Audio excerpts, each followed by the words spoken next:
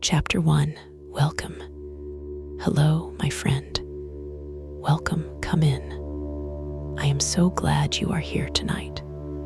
Before anything else, I just want to take a moment to say, well done. Well done for making it through another day.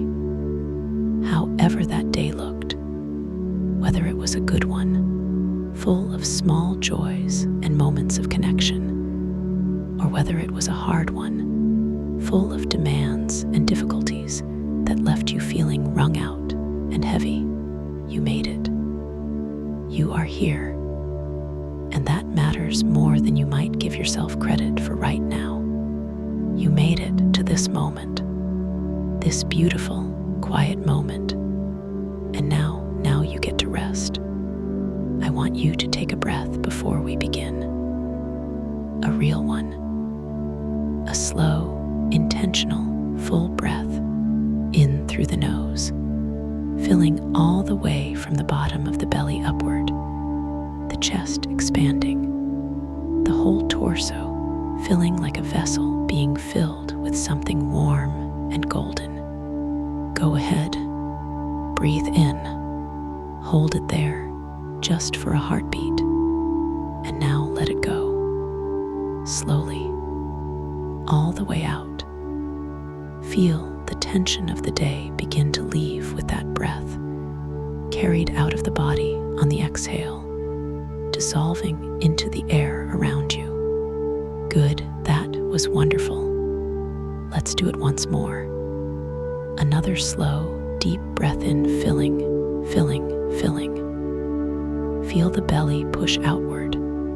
Feel the chest rise. And hold and release completely, letting the body soften as the breath goes out, letting the shoulders drop, letting the jaw unclench, letting the hands open. One more. In through the nose, a beautiful, complete, nourishing breath. And out. Good. Now just allow the breathing to return to its own natural rhythm. You don't need to manage it or control it or make it anything other than what it is. Just let the breath breathe you the way it has always done, every moment of every day, faithfully and without fail. Tonight, I want to take you somewhere very simple, somewhere that smells of good earth and fresh hay and wood smoke, and the particular clean sweetness of a farm in the early morning.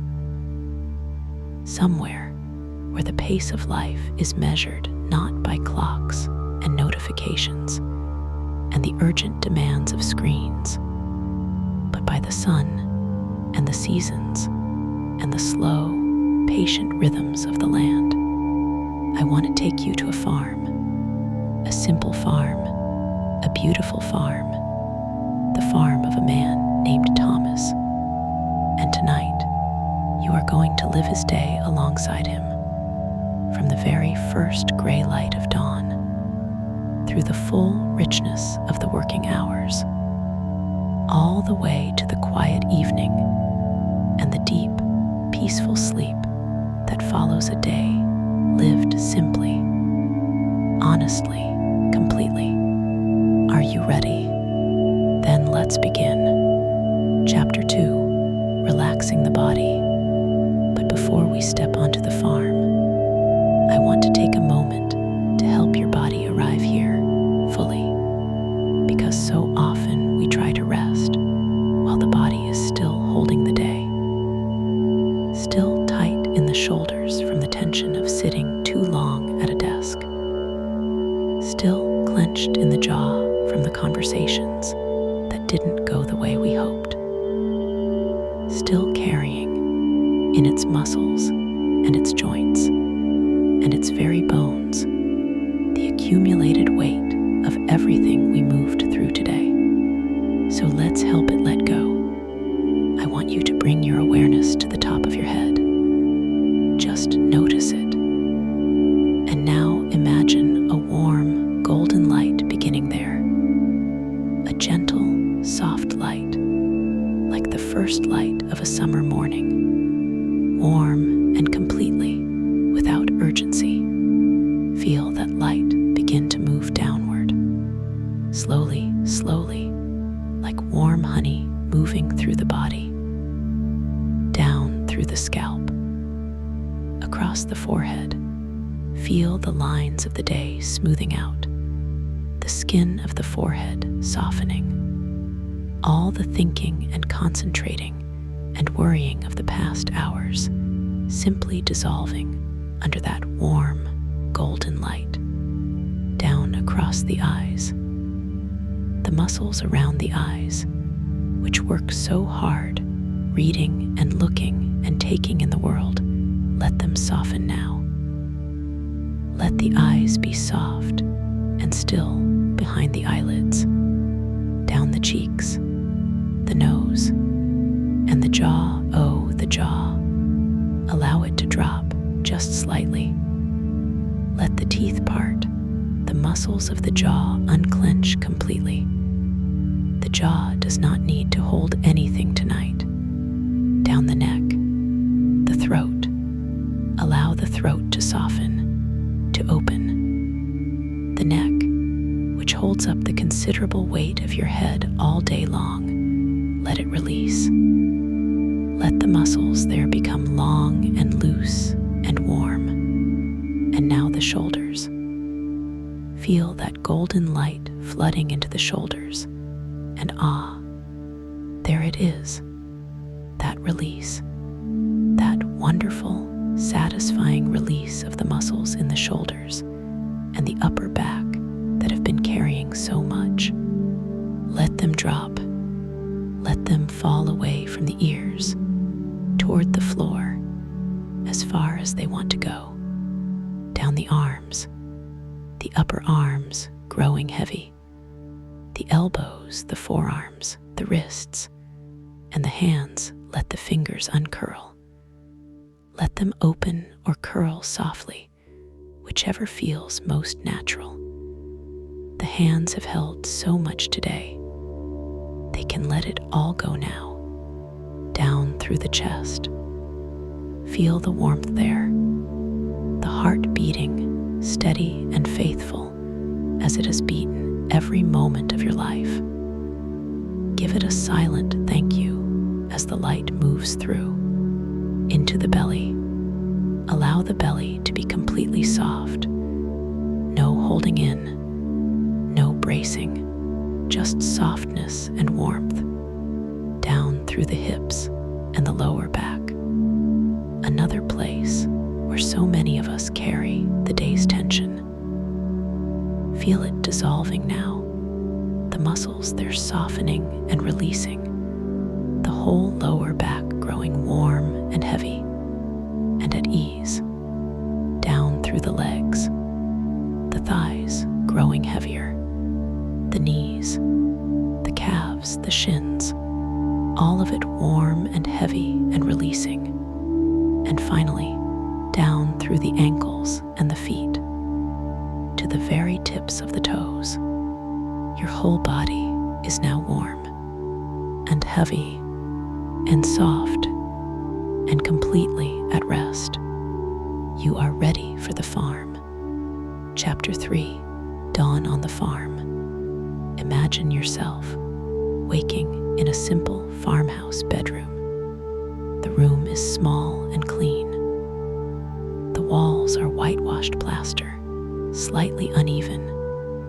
You can see the texture of it in the first gray light of dawn that is beginning to come through the window. The window is not large, and it faces east, and the curtains are thin cotton, white, and the light through them at this hour is the most gentle light. There is not the full light of day, not the harsh brightness of mid-morning, but the softest, most tentative light.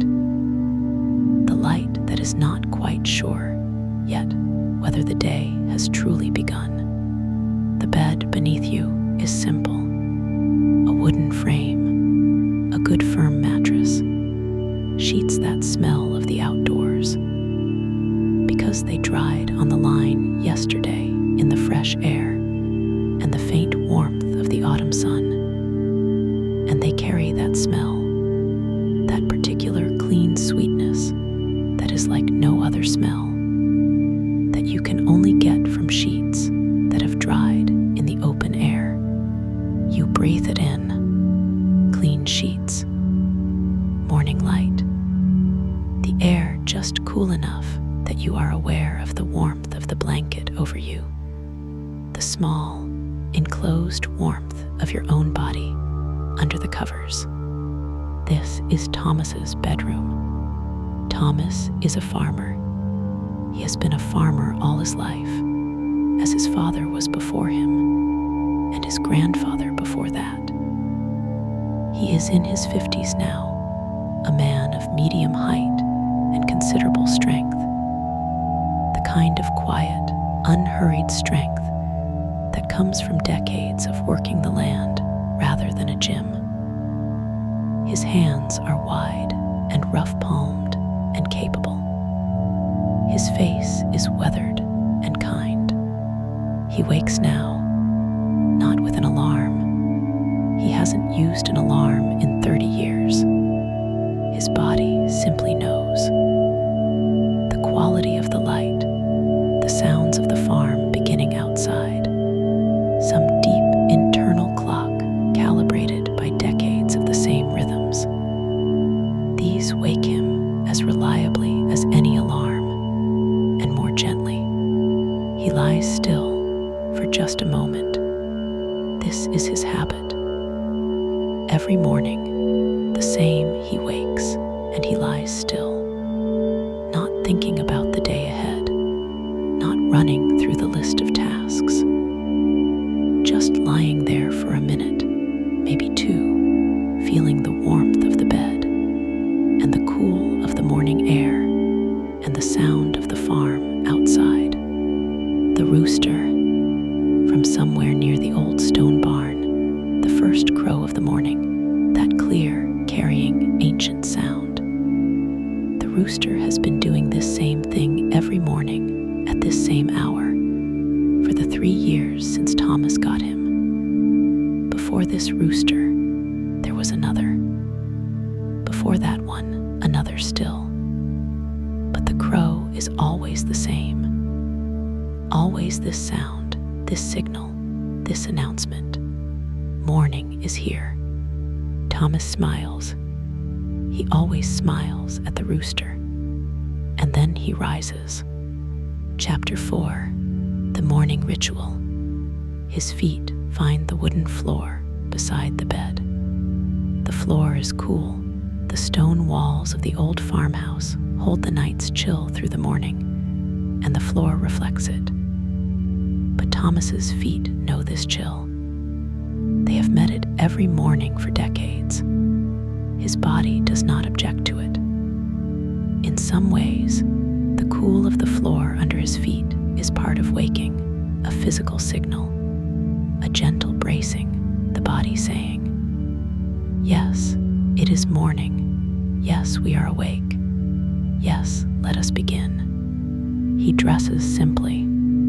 Work trousers, thick and well worn. A flannel shirt, checked in dark blue and cream, soft from many washings. A heavy knitted sweater that his mother made him more years ago than he likes to count. Repaired at the elbows twice, but still good, still warm, still his. Thick socks, work boots by the door, laced quickly and firmly. He goes to the small bathroom at the end of the hall. Cold water on the face, always cold, never warm, even in winter. He splashes it over his face and the back of his neck, and dries with the rough towel on the hook, and looks at himself briefly in the mirror. The face of a man who has slept well, who is ready for the day. He does not linger. Downstairs, the kitchen.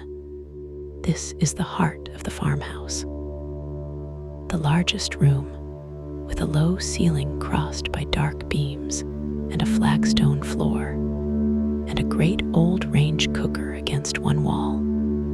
The range that heats the kitchen and heats the water and does most of the cooking, and has been doing all of these things for longer than Thomas has been alive. He opens the range's firebox and checks the coals banked overnight. They are still glowing, still alive. He adds a few pieces of wood, closes the door. He fills the kettle at the deep stone sink and sets it on the range. While he waits for it to heat, he goes to the back door and opens it. The farm morning comes in. Cool air, carrying the smell of the land, damp grass and soil, and the particular sweet, warm smell of the animals in the barn nearby. The sky to the east is lightening, a pale, clear gray at the horizon fatting upward through blue to the last of the night's dark at the zenith, where 2 or 3 stars are still stubbornly visible. The rooster crows again.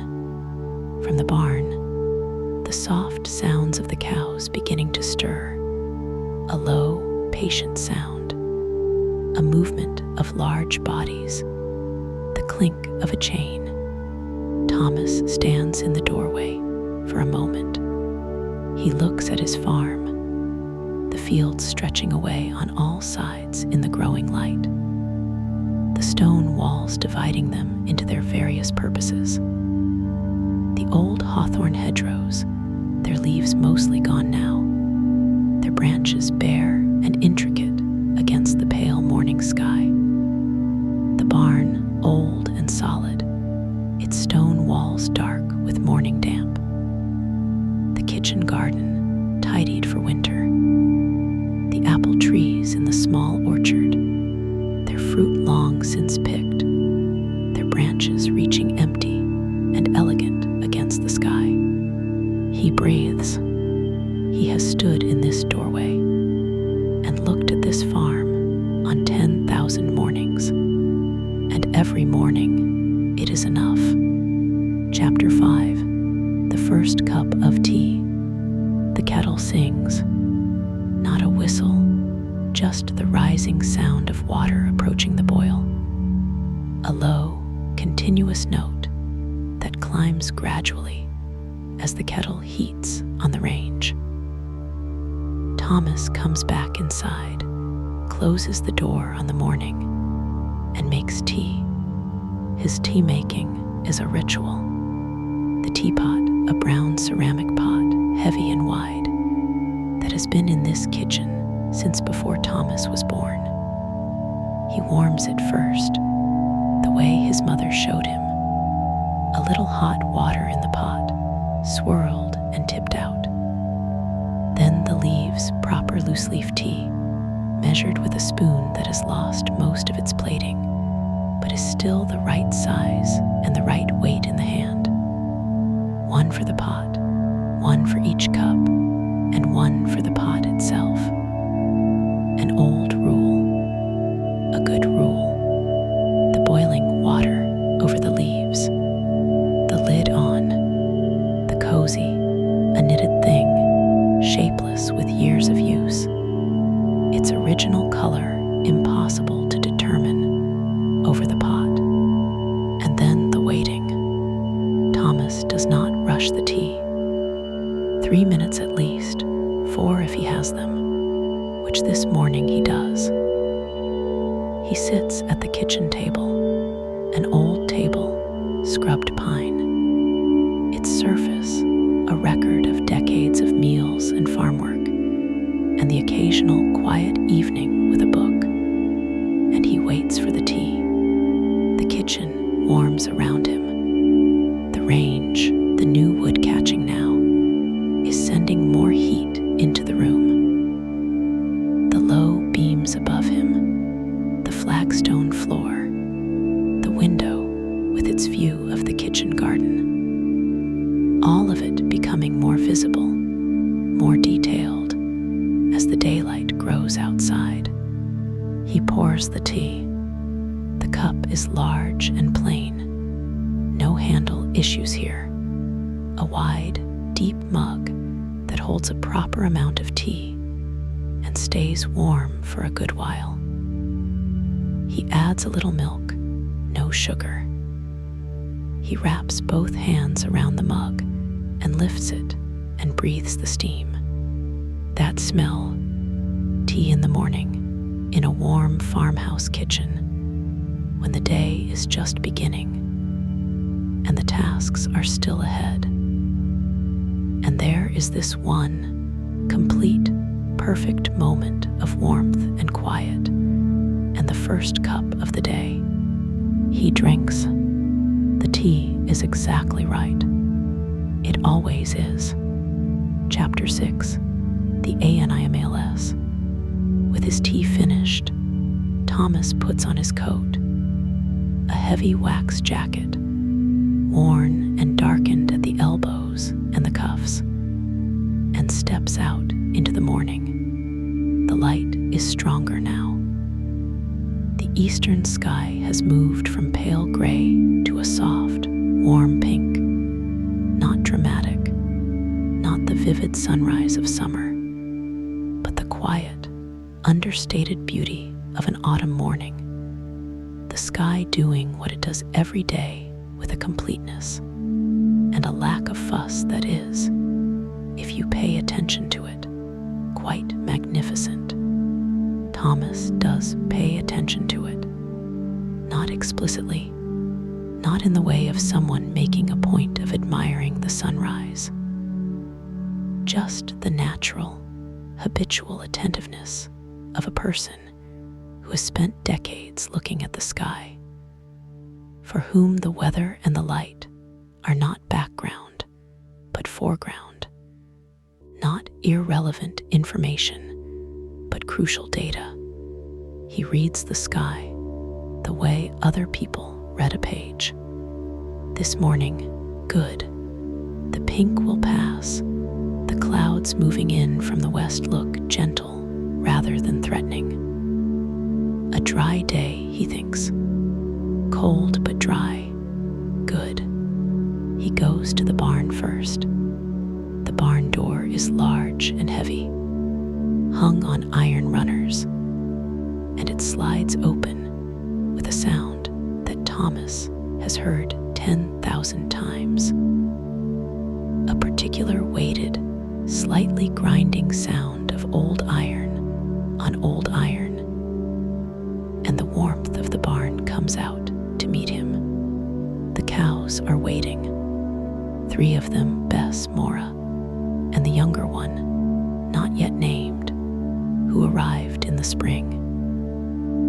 They turn their large heads toward Thomas as he enters, their soft, dark eyes finding him with the calmness that is particular to cattle. A calmness that is not stupidity, but a different kind of intelligence. A patient, bodily, present intelligence. Thomas speaks to them, not in sentences, just words, fragments, the low, steady, comfortable murmur of a person who has spent most of his working life in the company of animals. Good morning, he tells them. Let's have a look at you. How are we today? He checks each one in turn, runs a practiced hand along their flanks, checks their eyes, lifts, and examines their feet one at a time. Bess has a slightly swollen joint that he has been watching. It looks the same as yesterday, no worse. He'll keep watching. He feeds them first. Hay from the loft, thrown down through the opening in the floor above great armfuls of it, golden and smelling of summer. The smell of last July's cut field preserved in the dry warmth of the barn. The cows lower their heads and eat with the steady, rhythmic pull and chew of content Thomas does by hand the old way, though he knows the arguments for machines and does not dismiss them. But there is something in the rhythm of it, the steady, alternating motion, the sound of the milk hitting the sides of the pail, the warmth of the cow's flank against his shoulder, that he is not ready to give up. It takes longer. It requires him to be there, fully present, not doing anything else. Perhaps that is exactly why he keeps doing it. The rhythm of the milking, the warmth of the barn, the smell of hay and animal and fresh milk, the sounds of the cows eating, the birds outside beginning their morning in the old hawthorn by the barn wall. Thomas milks the cows in the growing morning, and he is completely, contentedly here. Chapter 7, The Morning Walk. With the milking done and the animals settled, Thomas makes his round. Every morning, the same walk. Not a formal thing, not a scheduled inspection. Just a movement through his farm that he has done so often, it has become as natural as breathing. A circuit of the fields and the walls and the gates, his eyes nodding what they note, his mind processing what they give it. He starts at the northern field. It is the largest, a broad, gently sloping field that runs from the farmyard down to the stream at the bottom of the property. It has been cut for hay twice this year and is now growing back in its autumn way, low and slightly rough, the grass pale gold and silver in the morning light, bowed down with dew in the places the sun has not yet reached. He walks the perimeter. The dry stone wall on the left side needs attention near the north corner. 2 or 3 stones have shifted, and one has fallen. He notes it. It is not urgent. Before winter, it will need to be fixed, but not this week. He continues. The gate at the bottom of the field is sound. The latch is tight. He lifts it and closes it again and continues along the stream. The stream at the bottom of the property is running well clear and quick over the smooth stones. The water the color of weak tea, with its load of peat from the hills above. Thomas crouches at the bank for a moment and watches it. He watches the stream every morning, not for any particular purpose, just to watch, to see how it is, whether the level has changed, whether the run has shifted since the last rain, whether the trout are there, and today they are, 2 of them, holding steady in the current behind a large stone, their bodies barely moving, their fins adjusting constantly to the flow. He watches the trout for a while. The cold of the morning, the smell of the water and the grass, the sound of the stream, all of it very present, very real.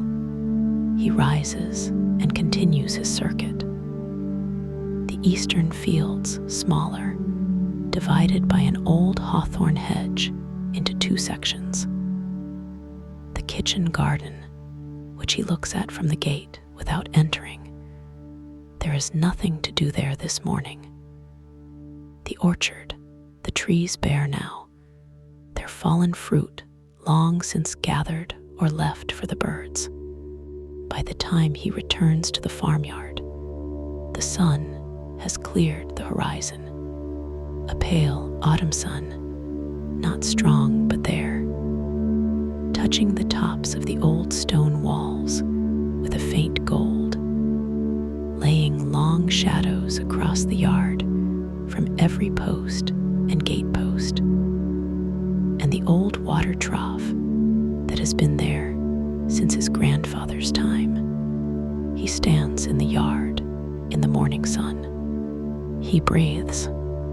There is work to do. There is always work to do on a farm. But for this moment, just this small, complete moment in the morning sun of his own yard, there is only this. He breathes, and he is content. Chapter 8, Breakfast. Back inside, Thomas makes breakfast. Not a complicated breakfast, but a complete one, a proper one. The kind of breakfast that a man who does physical work all day actually needs. Prepared with the simple attention of someone who knows that food is not just fuel, but one of the daily pleasures that a simple life offers in abundance. Porridge first. Oats from the old tin on the shelf, measured into the heavy pot with water and a pinch of salt. The stirring, slow, rhythmic, with the old wooden spoon whose handle has worn to exactly the shape of his right hand from years of use. He stirs the porridge the way his mother stirred it, the way her mother stirred it before that. The same slow circles in the same pot on the same kind of morning. The porridge bubbles softly, a low, contented bubbling, small eruptions of heat rising through the thickening oats, each one releasing a small puff of steam that smells of the grain, of the warmth, of breakfast. While the porridge finishes, he cuts bread from the loaf he baked 2 days ago. A dense, slightly sour loaf, dark inside, its crust thick and crackling as the knife moves through it. He cuts 2 good thick slices. He spreads them with butter from the dish on the counter, good butter, pale yellow, slightly salted, made locally by a woman in the next valley, whose cows he knows by name. He dishes up the porridge. He adds a spoonful of honey, local honey, from the beekeeper down the road, so dark it is almost amber, carrying in it the particular flavor of the wildflowers of this particular valley in this particular summer. He sits at the table. He bows his head. He is not a complicated man about religion, but he is a grateful one. And before each meal, he takes a moment to notice the food in front of him and to be glad of it. The oats that grew in someone's field, the salt from the sea, the honey from the flowers, the butter from the cows, the bread made from wheat that came from the earth, all of it from the earth, all of it a gift. He eats his breakfast slowly, without distraction. No phone on the table. No newspaper this morning. He will read it in the evening if he feels like it. Just the food and the quiet kitchen and the morning light through the window and the sound of the farm outside. The porridge is warm and filling, and exactly what a cold morning requires. The bread and butter is one of the simplest and most complete pleasures he knows. The tea, poured fresh from the pot, still warm under its cozy, is perfect. Chapter 9, The Fields. The morning's main work is in the south field. It needs turning. The soil worked over before winter sets in. The spent summer growth incorporated back into the earth.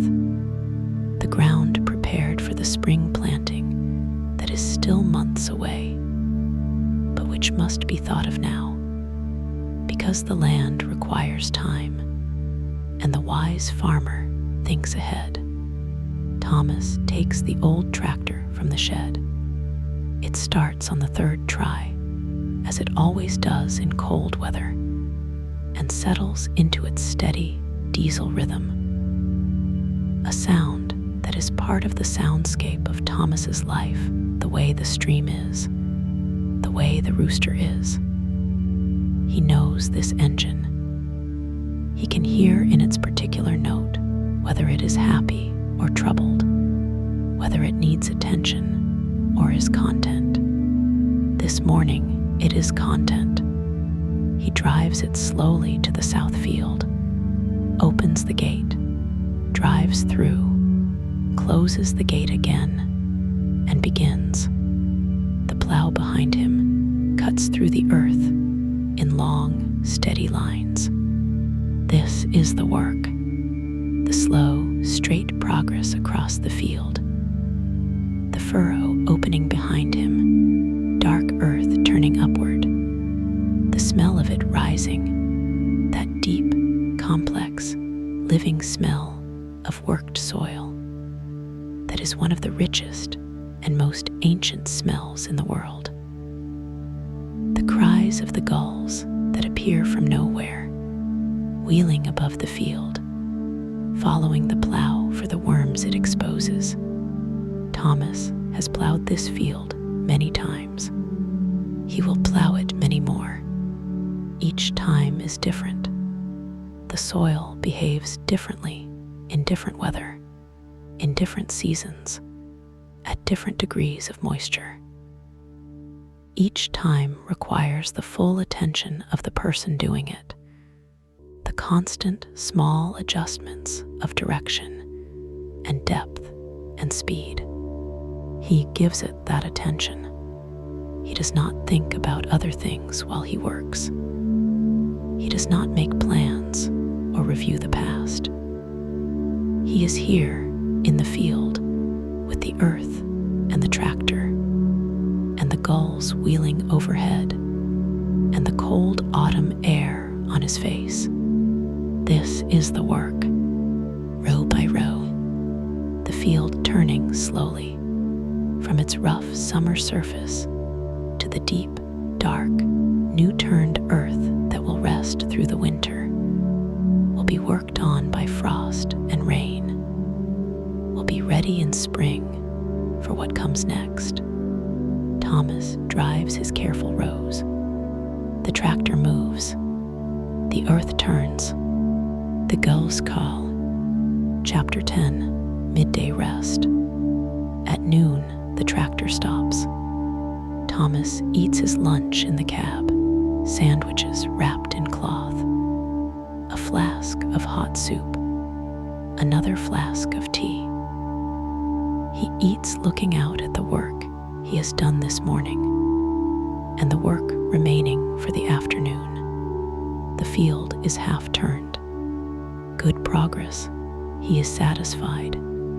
The satisfaction of a farmer at midday, when the morning's work is visible and solid and real, is a particular kind of satisfaction that not many people know. It is not the satisfaction of having been productive in the abstract sense, of having sent a certain number of emails or attended a certain number of meetings.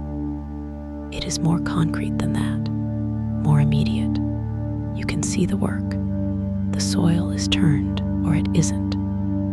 The wall is repaired or it isn't. The hay is in the barn or it isn't. There is a simplicity to that, a cleanness. You always know where you are. He finishes his sandwich.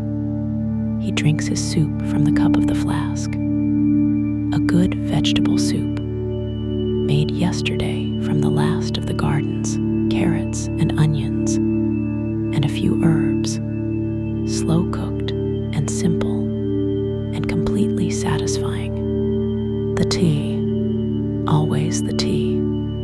He sits for a while after eating, not moving, not thinking about anything particular, just resting. His eyes move over the field, over the hedgerows, over the hills in the distance.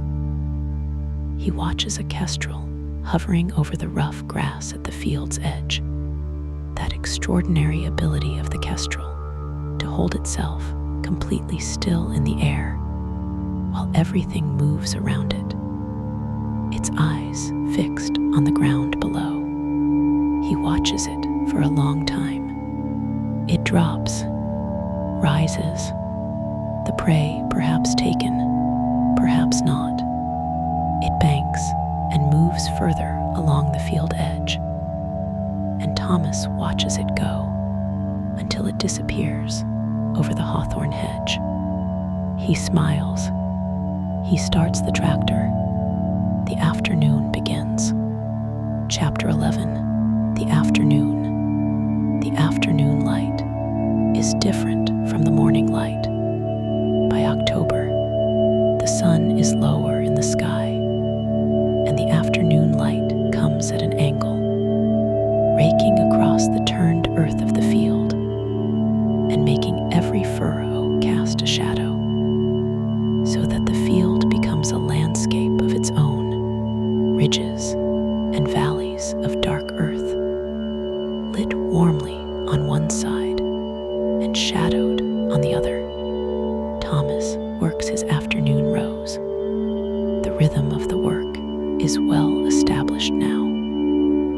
The body knows what to do. The mind can relax its close attention slightly, trusting the hands and the eyes to manage the work. And in this loosening, there is a kind of pleasure, not the pleasure of not working, but the pleasure of working in a state that is close to meditation, of doing something so practiced and so physical that the busy part of the mind has nothing to do, and so goes quiet.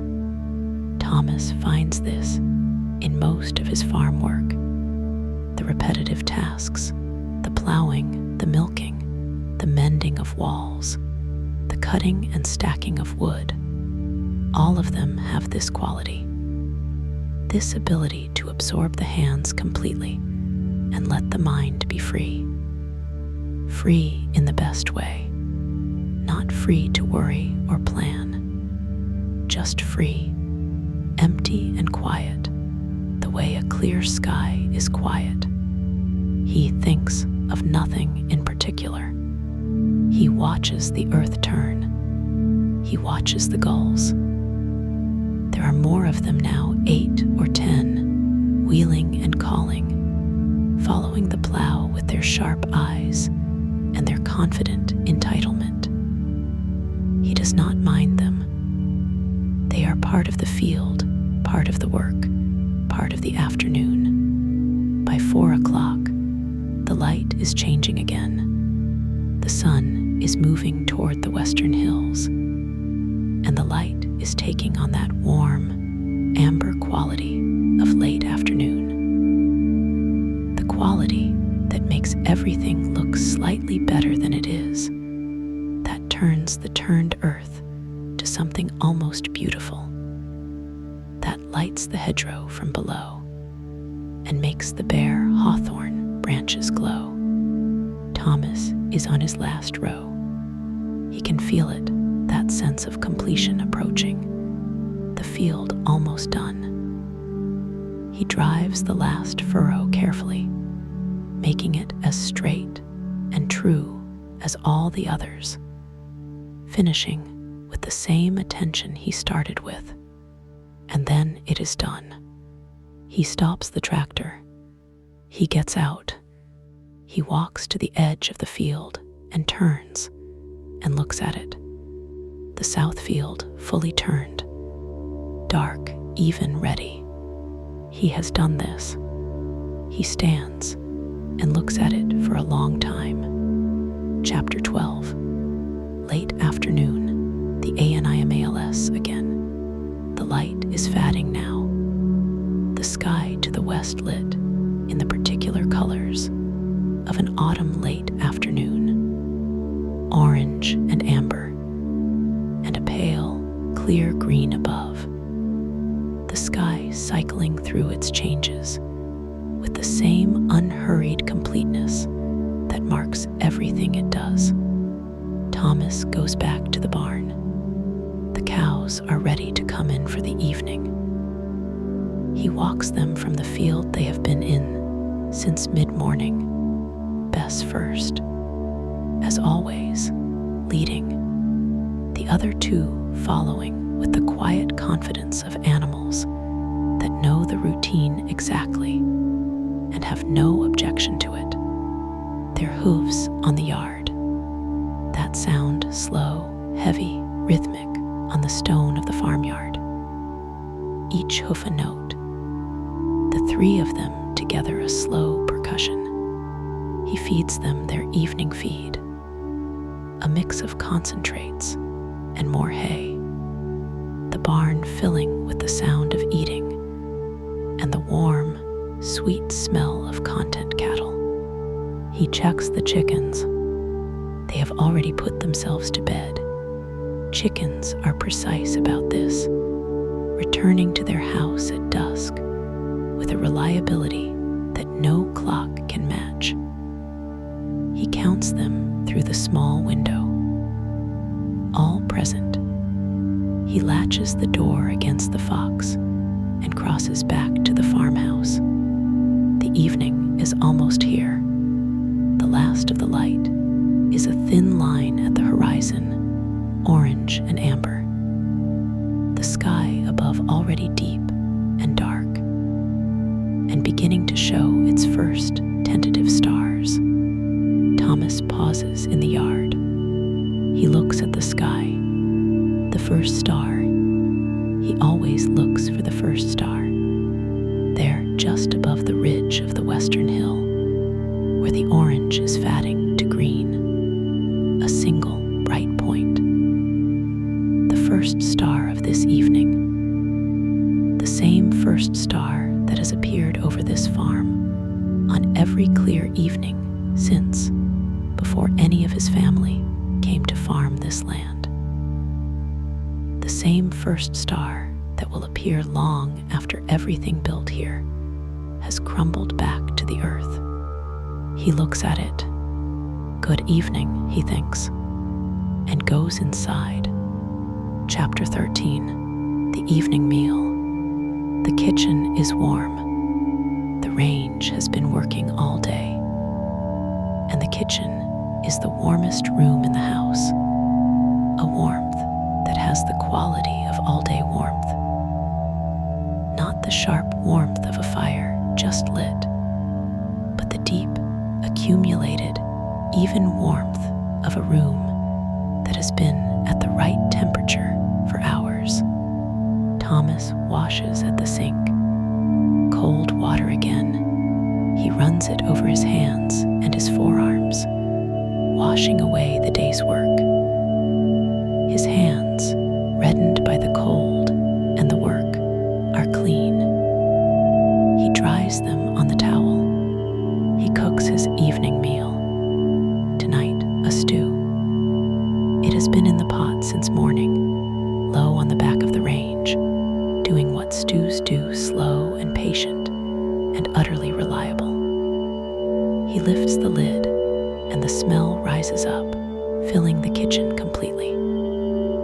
Root vegetables, stock, herbs from the garden that he dried himself in summer and keeps in small jars on the kitchen shelf. A deep, rich, completely satisfying smell. He stirs it, tastes it, adds a little salt. He cuts more bread, this time in thinner slices, for the evening meal rather than the thick breakfast slices. He sets the table the way he sets it every evening, one place, because he lives alone now, but set properly, with a cloth and a proper plate, and the correct cutlery, because his mother taught him that eating at a table properly laid is not a formality, but a respect for the food, for the meal, for the simple fact of being alive and fed. He dishes up the stew. He sits. He bows his head. He is grateful. He eats. The stew is magnificent in its simplicity. The vegetables have cooked down into something unified and rich, their individual flavors melded into a single, complex, deeply satisfying thing. The broth is thick and dark and fragrant with the herbs. The bread is perfect for dipping. He eats slowly. He tastes each mouthful. He is present, here at his table, in his warm kitchen with his food. Outside, the night has settled. The farm is quiet. Chapter 14, The Evening. After the meal, Thomas washes up. This is a small thing, a daily small thing. Plate, bowl, cup, pot, all washed in the stone sink with hot water from the range's back boiler, dried with the cloth that hangs on the range rail, put away in their places. He makes a final cup of tea. He goes to the sitting room. This room is smaller than the kitchen, at the front of the house, with a low window looking out onto the lane. There is a fireplace here, a proper hearth with an open fire, unlike the range in the kitchen. Thomas laid it this morning before he went out, and he lights it now. A match to the paper, beneath the sticks, beneath the coal. The fire catches. Slowly at first, the paper flares. The sticks take. The coal begins to glow at its edges. Thomas watches it, crouching in front of the fireplace, until he is satisfied that it has caught properly and will not need his attention. He sits in his chair. The chair is old, a deep armchair, its fabric worn at the arms, its cushion shaped perfectly to the person who has sat in it for 30 years. It receives him the way a good chair receives a person, without fuss, without requiring any adjustment, simply, yes, here, this is where you belong. He picks up his book from the side table. He is reading a history of this county, a book lent to him by a neighbor. It is exactly the kind of book he likes, not a novel, not a story, but a collection of facts and details and accounts of people and places. The kind of book you can read for 20 minutes and set down and pick up again the next evening without having lost the thread. Because there is no thread to lose, only this accumulation of particulars about a place he knows and loves. He reads for an hour. The fire burns. The room is warm. The farm is quiet outside. Chapter 15. The night sounds. At some point, he sets the book down and simply sits. The fire is lower now, the coals glowing deep red, the flames small. The room is very quiet. The lamp beside his chair, a simple reading lamp, its shade the color of old parchment, casts its warm circle. And beyond that circle, the room is in shadow. He listens to the farm at night. The sounds are different from the day sounds, fewer and more particular. The wind has come up, not strong, just present, moving around the corners of the old house with a low, steady sound. The house responds to it, a small creak from somewhere upstairs, the sound of a window rattling very slightly in its old frame, the faint sound of something, a branch, perhaps, on the old apple tree, moving against the stone of the wall. An owl from the direction of the orchard, a tawny owl. Its call the same call that owls have made over this land for as long as there has been land to call over. Round and resonant and completely belonging to the night. The cattle in the barn, a low movement, a shift of weight, a sound that is barely a sound. Content, the fire settling, a small collapse of coals, a brief brightening, a tick of the cooling grate. Thomas sits in his chair and listens to all of this. He has listened to these same sounds on hundreds, thousands of evenings. They are not background to him. They are the sound of his life, the sound of this particular life, in this particular place that he has chosen and tended and lived for all the years he can remember. He is not a man who thinks much about happiness, not in the abstract way, not as a concept to be achieved or a state to be attained, but sitting here in his chair in the firelight, listening to the wind and the owl and the settling fire and the distant sound of his cattle at rest, sitting here at the end of this day that began with the rooster and the cold floor and the first cup of tea, and moved through the milking and the morning walk and the long hours in the south field. Sitting here now, warm and fed and pleasantly tired and at home, he is unmistakably happy. It is a simple happiness. It asks very little. It requires no particular circumstances beyond these. A day's work done, a fire burning, animals cared for, a cup of tea, a book, the night sounds of a farm, a simple happiness, perhaps the best kind. Chapter 16, PREPARING, 4 bed. The fire is low now. Thomas banks it, a skill his father taught him. The art of keeping coals alive through the night, so the room still holds warmth in the morning, without risking the fire getting up again when no one is watching. He arranges the coals with the poker, covers them slightly with ash, places the guard in front. He takes the cups to the kitchen. The kitchen range, he checks, closed down for the night. The damper adjusted, enough heat to keep the chill off through the night, and to have a bed of good coals to start with in the morning. He turns off the lamp in the sitting room. He checks the back door, locked. He checks the front door, locked. These small checking rituals, the locks, the fire, the range, are part of the evening, the way the morning rituals are part of the morning.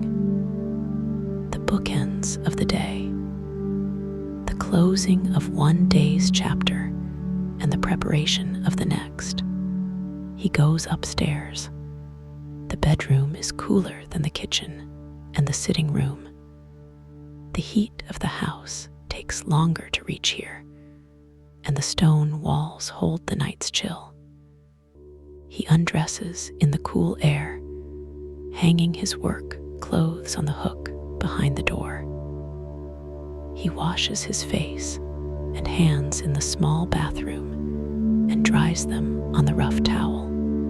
He looks at himself briefly in the mirror, the face of a man at the end of a day, tired but not depleted, satisfied, ready for sleep in the way that a body that has worked honestly through an honest day is ready for sleep. Not because it is running from the day, not because it needs sleep to escape from something, but because it has used itself fully and now needs to replenish.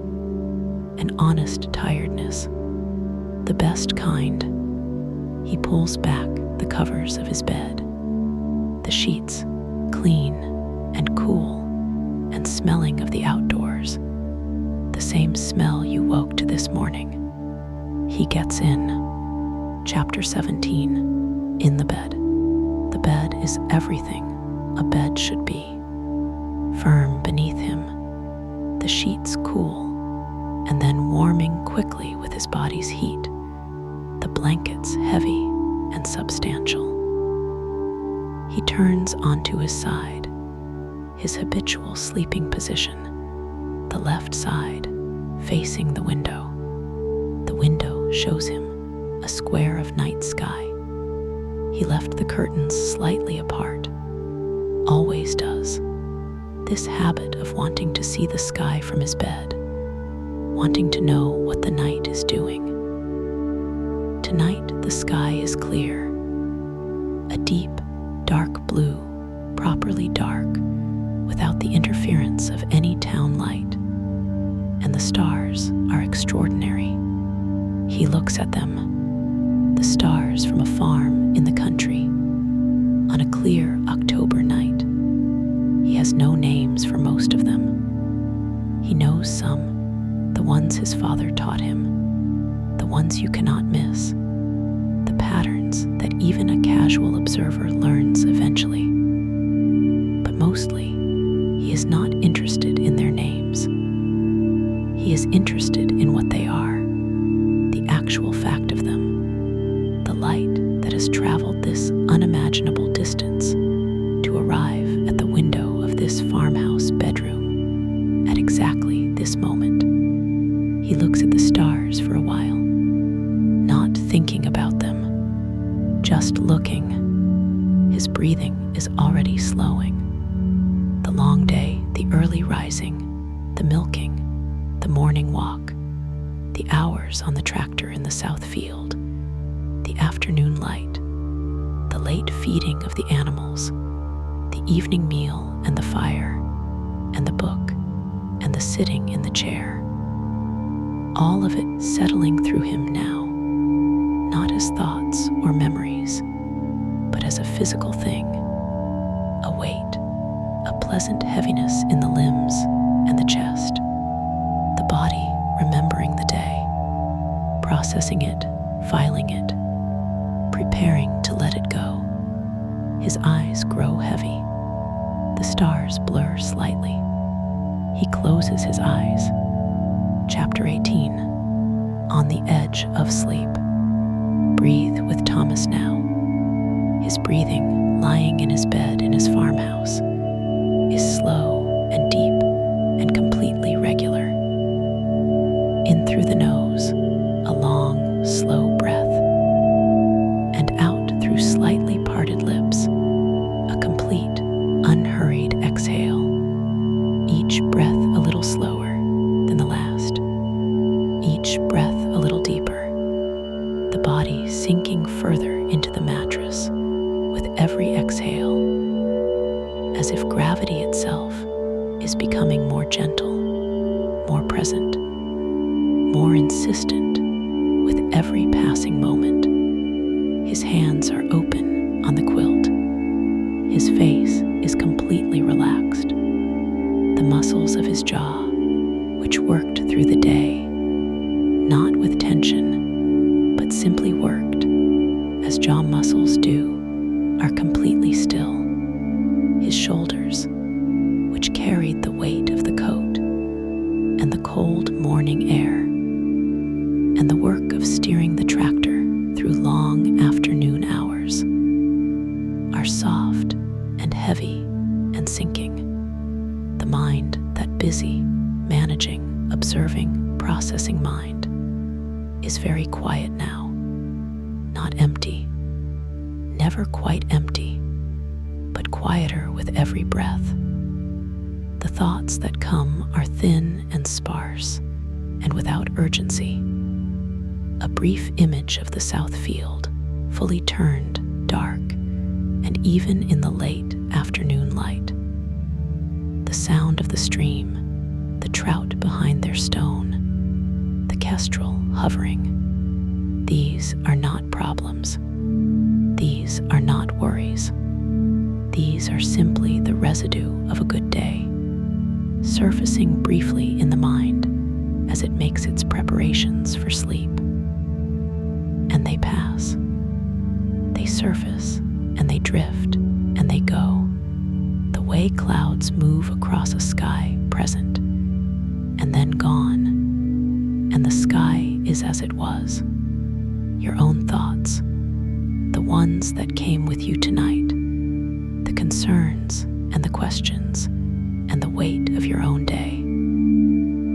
I want you to offer them the same permission. Let them surface, and let them drift, and let them go. You don't have to solve them tonight. You don't have to hold them. Let them be like Thomas's thoughts, like images of turned earth and winter stars, and the slow, deep sound of a sleeping farm, present and then gone, and the quiet that remains when they are gone. That is where sleep is waiting for you, just there, just beyond the last thought. Chapter 19, The Farm AT Night. While Thomas sleeps, the farm continues. The barn is quiet in the way that barns are quiet at night, not silent, because animals are never quite silent, but full of the sounds of rest. The deep, slow breathing of the cows, the occasional shift of weight, a hoof on the straw-covered floor, the soft, completely content sounds of large animals that are warm and fed and safe. The chickens in their house are still, tucked into their perches, heads tucked beneath their wings, their small bodies maintaining their internal warmth through the cold of the night, with a self-sufficiency that is remarkable in such a small creature. They will not move until the light tells them to move, and the light won't tell them for several hours yet. The cat, Thomas has a cat, a large, gray, companionable creature named Finn, who appears to belong to the farm more than to Thomas specifically, is somewhere in the barn, curled in the hay, most likely. Finn makes his own decisions about where he sleeps, and he is never wrong about it. The fields are still. The south field, freshly turned, its dark earth gleaming very slightly in the starlight, carries the coolness of the night in its surface. Below the surface, the living work continues. The microorganisms and the earthworms and the fungal threads and all the invisible community of the soil going about their business in the dark, breaking down and building up, transforming and nourishing. The farm's foundation doing its endless patient work. The stream at the bottom of the northern field runs on. The kestrel is gone, roosted somewhere in the old oak by the stream. The owls are working the fields and the hedgerows. The fox that lives in the bank of the old lane has come out to hunt. All of this continuing life while Thomas sleeps. A whole world awake. His world, his farm, his land, looking after itself, the way a living thing looks after itself in the deep of the night. Chapter 20. What a simple life gives. I want to share a thought with you as you drift towards sleep. A simple life, the kind of life Thomas lives, does not mean a life without depth. It does not mean a life without feeling or thought, or the full complexity of being a human being in the world. A simple life means a life organized around what is real. The earth, the seasons, the animals, the food that comes from the land, the body that does physical work and is honestly tired at the end of the day, the sky that changes and the weather that cannot be controlled, and the stars that were there long before and will be there long after. These are not simple things, really. These are the most fundamental things, and a life organized around them. A life in which they are not background but foreground, not irrelevant but central. That is a life that has a quality of groundedness that is rare. Thomas does not have everything. He would not claim to. There are things he has given up, or that gave themselves up over the course of his life. There is loneliness sometimes in the evenings. There is hard weather and difficult seasons, and the grief of losing animals he had come to know. There is the physical wearing of a body that has worked hard for many decades, but he has something that is harder to name, a settledness, a sense of being exactly where he is supposed to be, doing exactly what he is supposed to be doing, a sense of sufficiency. And tonight, you are allowed to borrow some of that, wherever you are, whatever kind of life you live, whatever the day held. Tonight, you are lying in a warm bed, and your breathing is slow, and the world is taking care of itself beyond your walls, and you have done enough today. You are enough. What you have is enough. The breath is enough. The warmth is enough. Rest is enough. Let it be enough. Chapter 21. Deeper into rest. Your breathing is very slow now. In and out. In and out. Each breath easier than the last. Each exhale a little longer, a little more complete. The body has found its rhythm, the deep, slow rhythm of a body moving towards sleep, the rhythm that your body knows as well as it knows anything, because it has been doing this every night of your life. Trusted. You don't need to manage it. You don't need to direct it. You only need to be here and let it happen. The thoughts, if there are any remaining, let them be like the gulls that followed Thomas's plow this afternoon. They appeared, they called, they wheeled and dived, and then they were gone. They did not stay. They moved on. The field continued without them. Your mind can continue without them too. Let them wheel. Let them call. Let them go. And the quiet that remains beneath them, that deep, still, sky-like quiet, that is yours. It has always been yours. It is always there, beneath the thoughts, waiting for you whenever you are ready to drop beneath the surface of thinking and simply be. You are ready now. Drop beneath the thinking. Drop into the quiet. Drop into the warm, dark, patient, loving quiet of sleep. Chapter 22. The last sounds of the farm. In Thomas's bedroom, a sound. Just the wind outside, moving around the corner of the old stone house.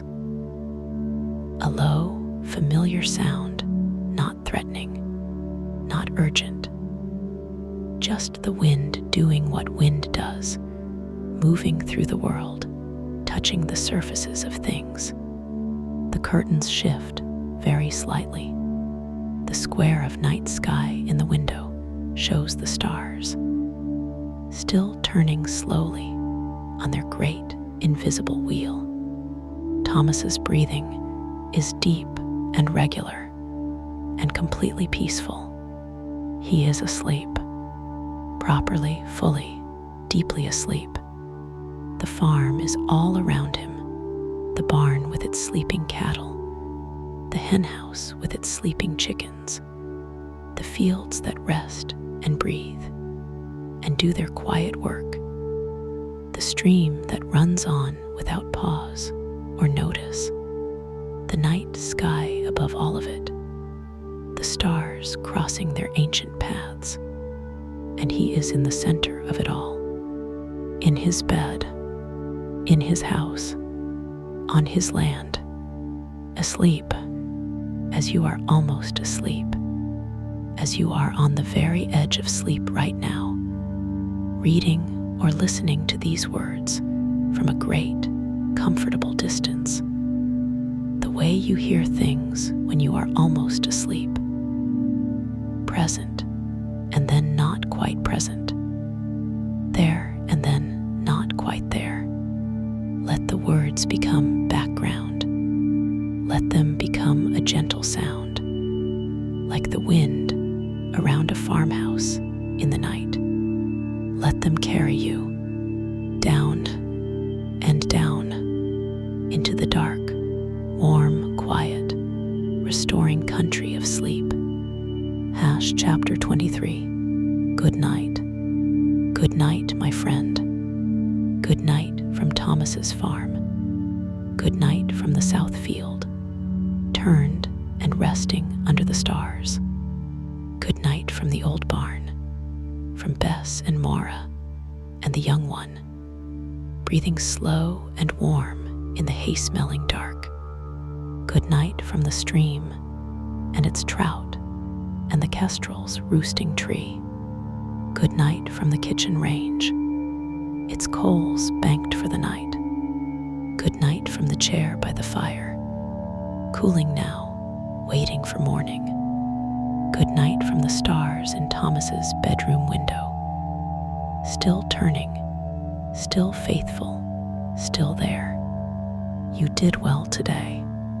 Whatever the day held, you moved through it. You brought yourself here to this moment, to this rest. You are doing exactly what your body and your mind and your whole being needs right now.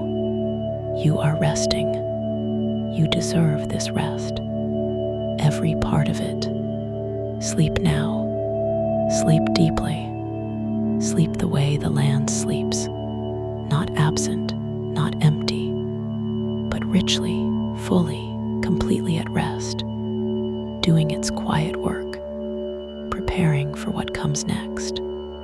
Sleep the way Thomas sleeps, the sleep of someone who has lived an honest day, who is exactly where they belong, who needs nothing more tonight than this. The warmth of the bed, the dark of the room, the sound of the wind, the stars in the window. You have all of that tonight. You have more than enough. Sleep now. Good night.